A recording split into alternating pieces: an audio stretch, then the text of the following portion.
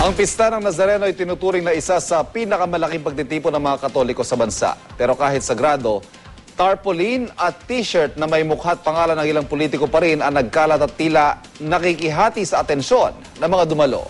Balitang hatid ni Sherry Ann Torres. Sa gitna ng dagat ng mga deboto ng itim na Nazareno, makikita ito. Mga tarpaulin ng Bayan Muna Party List. Pati na rin tarpaulin ng kongresista nito na si Teddy Casino. Isa si Casino sa nagsusulong na anti-EPAL bill o panukalang batas na nagbabawal sa mga politikong maglagay ng pangalan at mukha nila sa mga proyektong pinopondohan ng gobyerno. Sa isang text message, sinabi ni Casino na sinabihan na niya ang kanya mga taga-suporta na huwag na maglagay ng tarpaulin sa Maynila.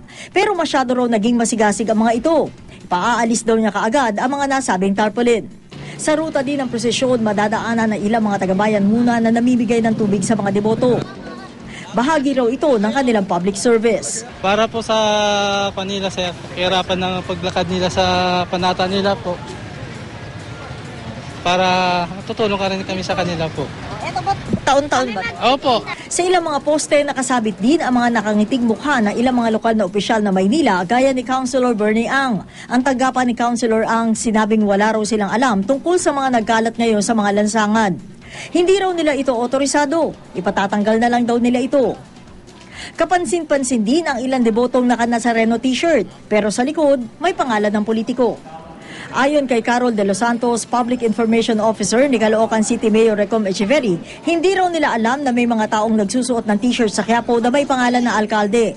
Ang nakarating daw sa kanila, mga constituents na nagpagawa ng t-shirt at mahirap daw pigilin dahil baka makasakit ng damdamin. Sinubukan din namin kunin ang panig na iba pang politikong nasa t-shirt o kaya ay may tarpaulin, pero bigo kami. Naaktuhan naman ng GMA News na namimigay ng members card ang grupo ni Abroad Party List Group nominee Dan D.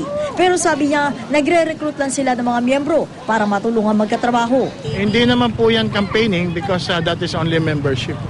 Actually, wala naman po nakalagay na vote yan. Sa panahon ngayon, kung saan marami na yung sumisilip doon sa mga politiko na sinasabing umi-eksena na ngayon pa kahit malayo pa ang eleksyon 2013, lalo pa at sa February 12 pa naman magsisimula ang kampanya para sa mga tatakbo sa pagkasenador. Gayon din sa mga party list groups, habang sa March 29 pa naman yung para sa mga local government units at mga congressman.